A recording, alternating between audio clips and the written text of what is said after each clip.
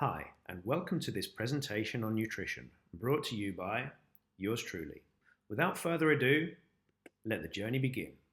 I've chosen a superhero theme, and the reason for that is simple. I genuinely think you are all superheroes. You are part of the 0.001% of people who actually make it into a professional company. That's something pretty incredible, and something you should be very proud of. So go ahead, give yourself a little pat on the back. Now, superheroes, in order for you to reach your full potential, one of the key things we need to address is food. Kind of important. What we're going to do is take a bit of a dive into the world of nutrition and look at how you can fuel yourselves in a way that helps you reach that full potential.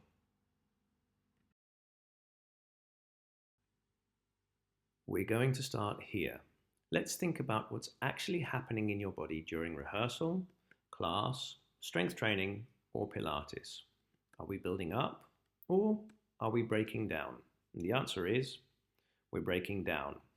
We're breaking down tissue during rehearsal, whether you're learning new movements, new choreography, or strength training. During that time, the body is under stress and tissue is being broken down. So if we're breaking down muscle tissue during a day, when do we recover? Yes, that's right. We recover when we're at rest. And what helps with that recovery? Food. That's why we need it. Food supplies us with energy, and that energy helps us to do three main things. First, it helps us refuel. That means replenishing the energy stores we've used so that we're ready to go again the next day, whether that's class, rehearsal, or performance. Second, it helps us repair. Throughout the day, we're constantly breaking down tissue, muscle tissue, connective tissue, and even parts of the nervous system. Food provides the raw materials needed to repair that damage so the body can keep functioning at a high level. And thirdly, it allows us to regenerate and adapt over time. This is how we don't just survive the workload, but actually become stronger, more resilient, and better able to tolerate the demands of training and performance. So when we talk about eating well, it's not about aesthetics or rules. It's about making sure you have the energy to work, the capacity to recover, and the ability to keep performing day after day. The number one thing I want you to remember about why we eat as dancers and as athletes is this. Eating helps improve your performance. So when you eat, you're not doing something extra, you're actively helping yourself perform better. Calories. Now, within food, there's this thing called a calorie. But what is a calorie? Are there good calories? Are there bad calories? A calorie is simply a measurement. It tells us how much energy is supplied by the food we eat. That's it. Because it's just a measurement, there aren't good calories or bad calories. You can have foods that are more nutrient dense, meaning they contain more vitamins and minerals, and foods that are more calorie dense and lower in nutrients. That just means that there are a lot more calories and not so many vitamins and minerals. But a calorie itself is just a unit of energy. Now that we understand what a calorie is, let's talk about balance. If we eat roughly the same number of calories that we burn, we're in something called homeostasis, or weight balance. If we eat more calories than we burn, weight gain occurs. And if we eat fewer calories than we burn, weight loss occurs. That's it. So no matter what diet someone talks about, calories always matter at some level, even though other factors can influence how many calories we eat or burn. What I want you to understand next is how your daily calories are actually used by the body.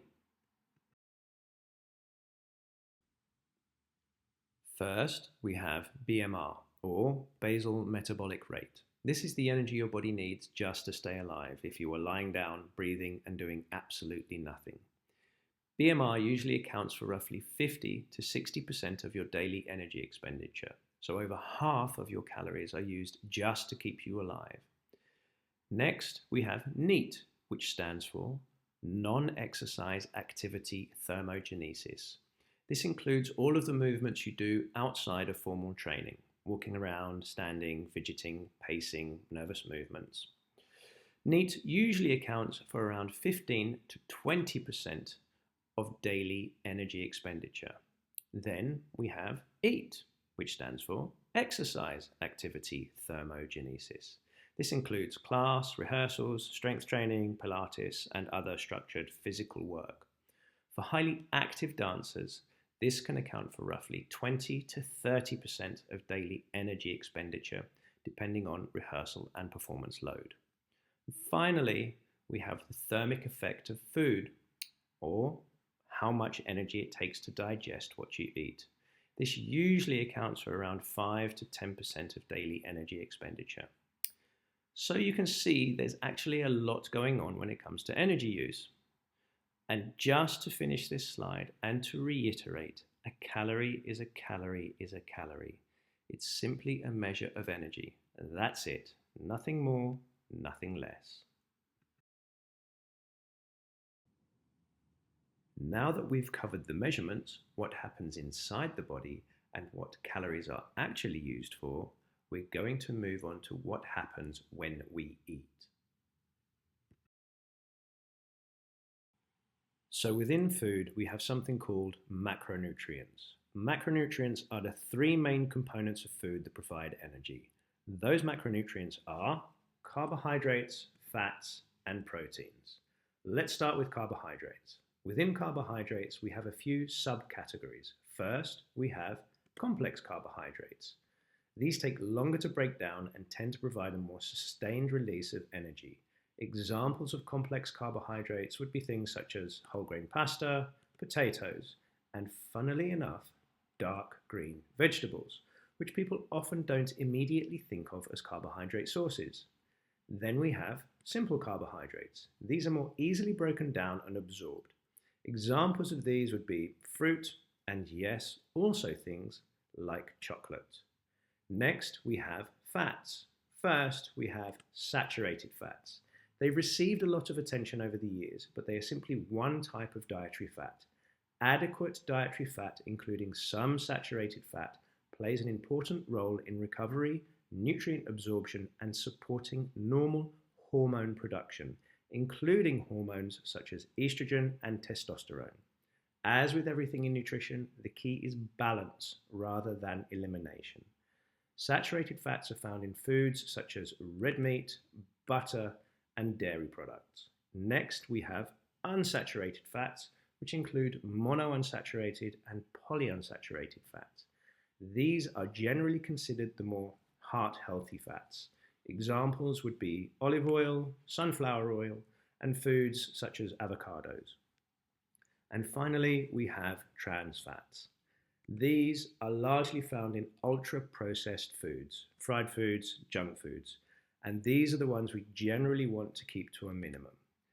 Next up, we have proteins. Protein-rich foods include things such as chicken, fish, tofu, and beans. Now, what you may have already realized is that food isn't as black and white as we often think.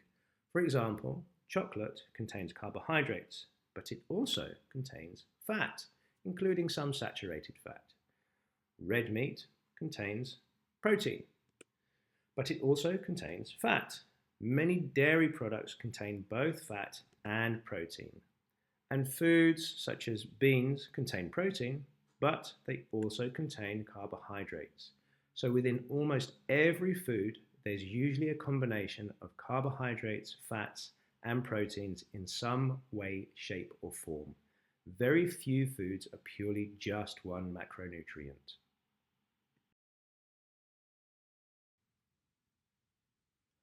Before we move on, just a little note on fibre. Fibre is something that's found in foods like grains, fruits, vegetables, nuts, and seeds. There are two main types of fibre. First, we have soluble fibre, meaning it dissolves in water. Soluble fibre forms a gel-like substance in the gut and helps slow digestion. Some of this fibre is fermented by the gut bacteria and supports gut health, blood sugar regulation, and hormone balance. Then we have insoluble fibre, and yes, you guessed it, this means it doesn't dissolve in water and isn't broken down by our digestive enzymes. Its main role is to add bulk to stool and keep digestion moving, helping prevent constipation and supporting regular bowel function. Although fibre is classed as a type of carbohydrate and is part of carbohydrate-rich foods, it behaves differently in the body and plays a key role in health and performance. You'll also find fibre in foods we often think of as fats, such as avocados, nuts, and seeds, because whole foods contain a mix of nutrients rather than fitting neatly into just one category, as we saw in the previous slide. As a general guideline, most people should aim for around 25 to 30 grams of fibre per day. If you're regularly eating fruits, vegetables, oats, and some nuts or seeds across the week, you'll usually be absolutely fine. Now that we have an understanding of the different macronutrients within our foods, we're going to look at how they're broken down in the body and how they're actually used. Let's start with carbohydrates. Carbohydrates are broken down into glucose. Glucose simply means sugar in the blood. When blood sugar or glucose levels rise, we have a hormone called insulin that comes in to help bring those sugar levels back down to normal. Think of insulin a bit like a messenger. It does quite a few things and it's a very important hormone. Yes, insulin helps regulate blood glucose levels, but it also sends a message to the cells in the body, essentially saying glucose is coming. Now, those cells in the body are primarily made up of lipids, and lipids is just another word for fats. Here's the fun part. Think of a cell a little bit like two waffles stacked on top of each other. If you have a good quality diet, those cells are flexible and healthy. They have something called cell integrity. This is very important. So imagine pouring maple syrup over those waffles. What happens? The syrup seeps in and passes through the waffles easily. That's similar to what happens when insulin tells the cell that glucose is coming. The cell prepares its receptors and allows glucose to move into the cell. Now, if you have a less optimal diet over a long period of time, particularly one high in trans fats and heavily processed fats, the cell can lose some of that integrity. In that case, imagine spreading peanut butter over the outside of those waffles. Now, when you try to pour maple syrup on top, it doesn't soak in, it runs off the sides. In the body, this means the cells become less efficient at accepting glucose.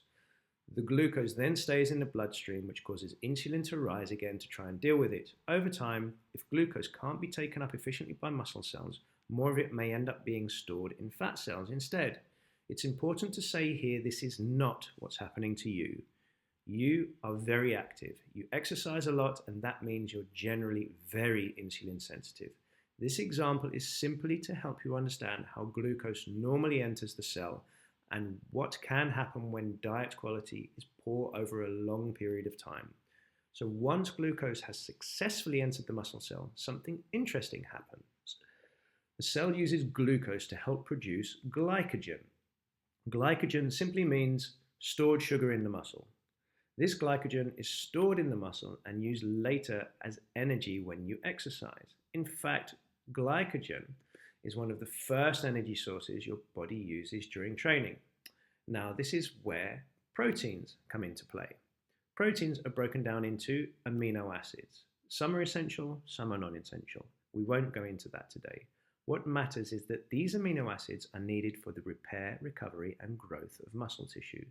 So while carbohydrates help refill your energy stores in the form of glycogen, proteins provide the building blocks that help your muscles recover and adapt. Both are doing different jobs, but they work together. Just briefly, fats can also be used as a fuel source, particularly at lower intensities and over longer durations. Protein can contribute a small amount of energy when carbohydrate availability is low, but it's a relatively inefficient way for the body to produce energy. For most training and performance work, carbohydrates remain the primary and most efficient fuel source. And a fun fact to finish, your brain is largely made up of fat, but it runs primarily on glucose. Now that we understand how macronutrients are used in the body, let's zoom even deeper into the cell. Every superhero needs a superhero, and inside your cells, the mitochondria are those superheroes. They're your powerhouses. If you take just one thing away from this section, let it be this. Ask yourself, what can I do for my mitochondria today? That's how important they are. Mitochondria are tiny structures inside your cells that produce energy. They create something called ATP, which is essentially the body's energy currency. If your food is on point, you'll support healthy, well-functioning mitochondria that can produce energy efficiently. And here's something cool. You can actually increase the number of mitochondria through cardiovascular training. Over time, cardio promotes something called capillarization, meaning more small blood vessels. More blood vessels means better oxygen delivery, better nutrient delivery, and greater mitochondrial capacity. Now, if you want your mitochondria to be more efficient, strength training helps with that. It improves how well those mitochondria use energy and respond to the demands placed on them. So, in simple terms, you have a kind of triad. Good nutrition supports cell integrity and energy production. Cardiovascular training helps increase mitochondrial capacity. And strength training helps make those mitochondria more efficient. When you fuel well and train smart, you're supporting your cellular superheroes, your mitochondria, so you can carry on being superheroes yourselves.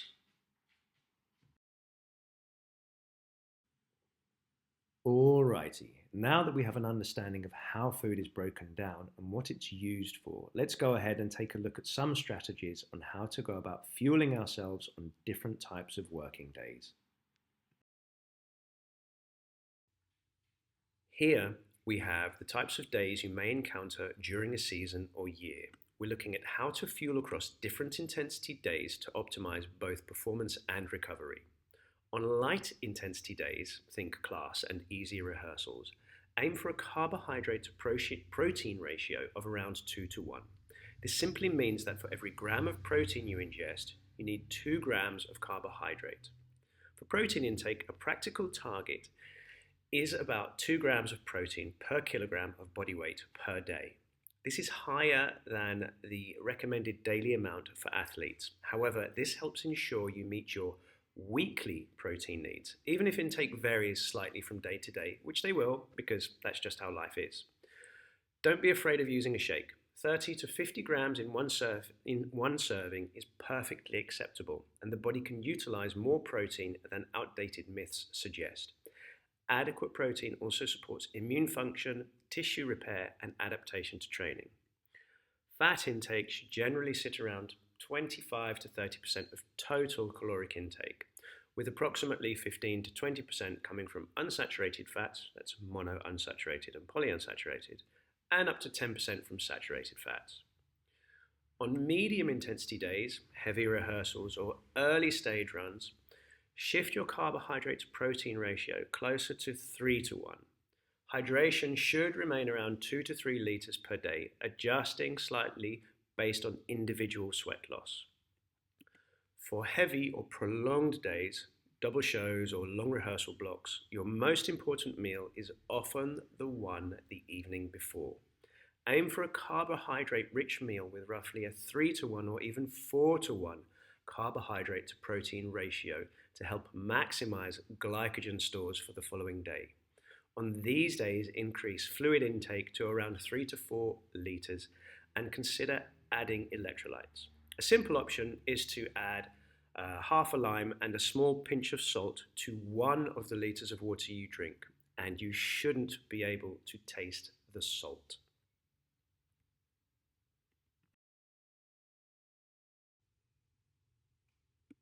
Pre-performance fueling is about timing, digestion, and tolerance. If you have around 3 hours or more, you can eat a balanced meal that includes carbohydrates, proteins, and some fats. At this distance from the performance, fats are generally well tolerated and can be included alongside complex carbohydrates and a good protein source. At around 2 hours before, it's best to start simplifying the meal, Prioritize carbohydrates for energy, include lean protein, and reduce fat and fiber to make digestion easier. Within the last hour before a show, keep things very light and easy to digest. Quick carbohydrates and very lean protein, or even a protein shake, work best, while fats and high fiber foods should be avoided. When you're close to a performance, it's always a good idea to stay away from fruit juices, as their higher acidity and concentrated sugars can increase the risk of stomach discomfort or gastrointestinal upset. As always, individual tolerance matters. What works best is something you've practiced before. And remember, the most important fueling opportunity for a heavy performance day is often the meal the evening before, when you're topping up glycogen stores and setting yourself up for the next day.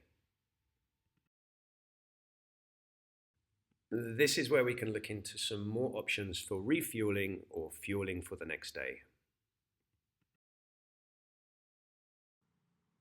After the performance ends, this is where a lot of dancers quietly leave recovery on the table, and it's one of the most important moments of the whole day. There's a window of roughly 2 to 3 hours after you finish where your body is primed and ready to absorb nutrients more efficiently than almost any other time.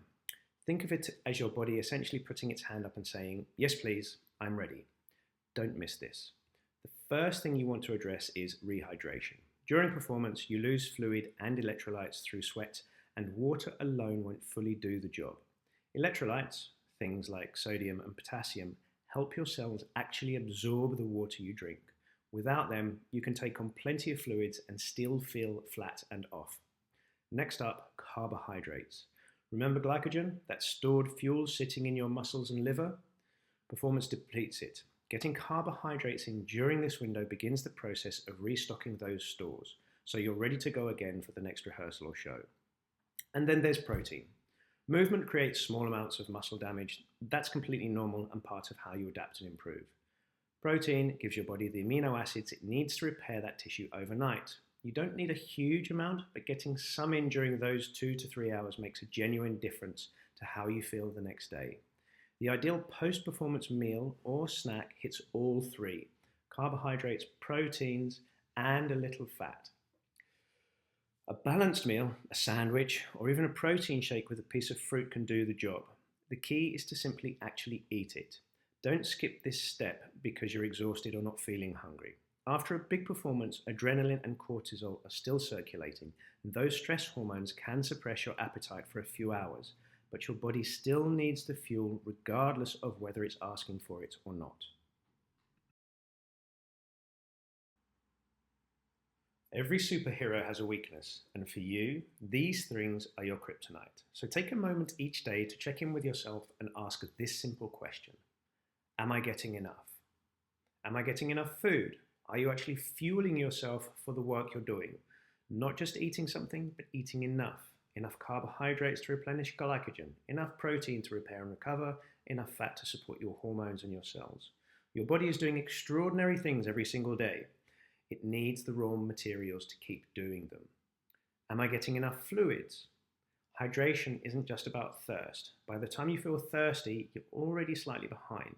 Water supports everything: energy production, joint lubrication, temperature regulation, focus, and mood. If you're feeling heavy, foggy, or your recovery feels slow, hydration is often the first place to look. Am I getting enough recovery? Sleep, rest, and downtime are not optional extras. They are the moments when your body actually does the work, repairing tissue, restoring glycogen, consolidating what you've learned, and preparing you for the next day. Without recovery, the training and the fuel don't fully land. You've made it into a professional company. You are part of the 0.001%. That's genuinely remarkable. And it means the demands on your body are genuinely remarkable too. This one small question that you ask might just be one of the most powerful things you do for your career. Check in, fuel up, recover well. Keep being the superhero you are.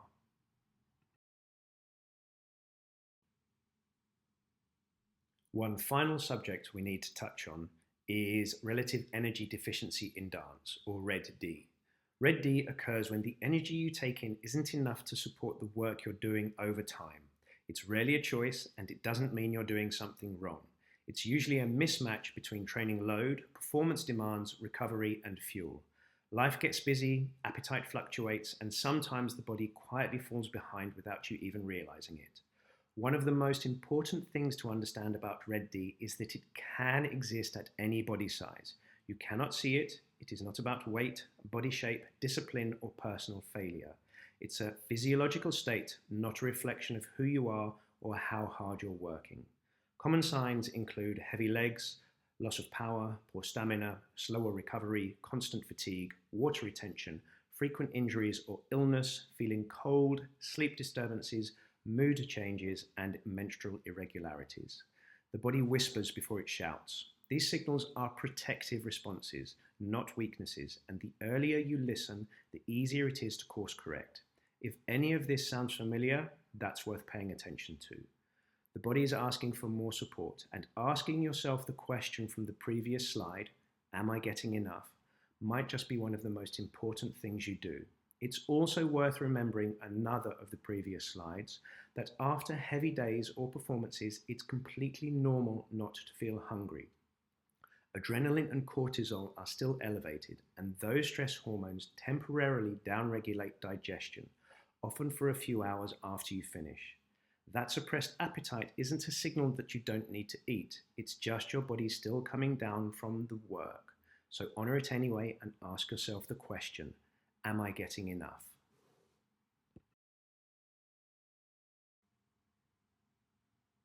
And that's a wrap on our nutrition journey. I hope this has given you a clearer picture of how food works, why it matters, and how you can use it to support everything you do in the studio, on stage, and in recovery. You are extraordinary people doing an extraordinary job. Fuel well, recover well, and keep being the superheroes you are. Be awesome, and thanks for listening.